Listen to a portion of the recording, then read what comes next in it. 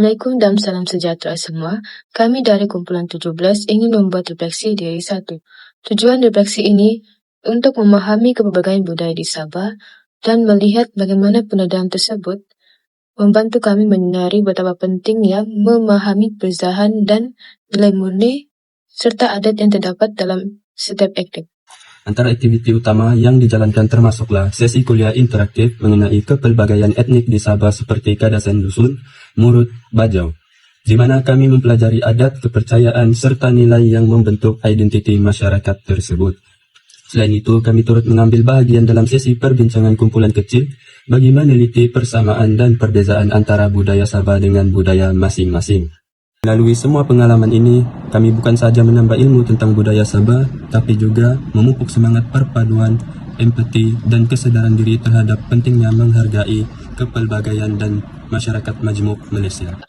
Bahasa di Sabah ini amat pelbagai dan mereka menggunakan bahasa Melayu sebagai bahasa perhubungan utama dengan logat dan sebutan yang unik berbanding semenanjung seperti perkataan bah, o, dan kamu. Terdapat juga bahasa etnik yang digunakan seperti bahasa Kadasan Dusun, Bajau, Murut, dan sebagainya. Identiti di negeri Sabah ini tersela melalui semangat kekitaan dan kehormatan antara kaum. Setiap kaum di Sabah mempunyai adat dan tradisi yang berbeza sejak turun-temurun. Sebagai contoh, Kadasan Dusun yang mengamalkan pesta keamatan sebagai pesta kesyukuran atas hasil tuaian padi. Di negeri Sabah mempunyai seni seperti seni persembahan, ukuran, raftangan, dan pakaian terkenal. Namun, terdapat juga kepelbagaian makanan seperti kinarah yang merupakan makanan mentah yang diperap dengan limau, bawang, dan halia. Di Sabah mempunyai 30 kaum etnik dan 200 sub-etnik yang berbeza. Melalui pembelajaran tentang budaya di Sabah, saya mendapat banyak ilmu pengetahuan baru. Pengalaman ini telah membuatkan saya sadar bahwa budaya bukan sekadar tentang warisan tradisional semata-mata, seperti adat, pakaian, tarian, tetapi turut menggambarkan identiti dan cara hidup sebuah masyarakat. Kini saya lebih berpikiran terbuka dan berusaha untuk menghormati perbezaan dan keunikan budaya lain. Secara tidak langsung saya mampu untuk berkomunikasi dengan rakan-rakan lain yang mempunyai perbezaan latar belakang. Justru jangan jadikan budaya sebagai tembok, sebaliknya jadikan sebagai satu penghubung untuk menghormati antara satu sama lain. Cabaran pertama kami ialah kesukaran dalam menyatukan pendapat ahli kumpulan. Hal ini kerana latar belakang dan perbezaan pandangan tentang budaya Sabah. Jadi apa yang kami lakukan dengan melakukan perbincangan secara terbuka dengan bergilir supaya semua ahli dapat menyuarakan pendapat.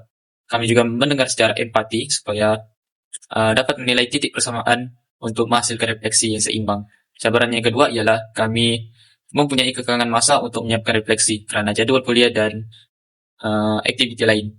Jadi apa yang kami lakukan ialah dengan membahagikan masa dan tugasan mengikut kekuatan individu seperti membuat isi, membuat semakan fakta, editan video. Kami juga menggunakan komunikasi dalam talian untuk mempercepatkan lagi tugasan. Cabaran ketiga dan yang terakhir ialah kami kekurangan pengetahuan tentang sejarah dan berbagai adat di Sabah. Jadi apa yang kami lakukan ialah dengan merujuk nota kuliah dan bahan bacaan yang telah diberikan di dalam kelas. Kami juga menonton dokumentari tentang budaya di Sabah untuk mendapatkan pengalaman yang lebih mendalam.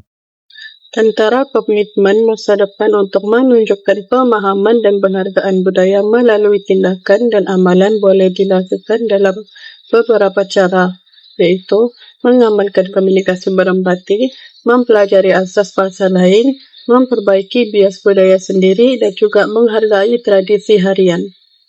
Kesimpulannya, menghargai kepelbagaian budaya di Sabah memberikan banyak pengajaran berharga tentang nilai hormat, toleransi, dan perpaduan. Ianya juga membentuk kepribadian yang lebih positif dan menghargai kepentingan hidup bersama dalam masyarakat majmuk.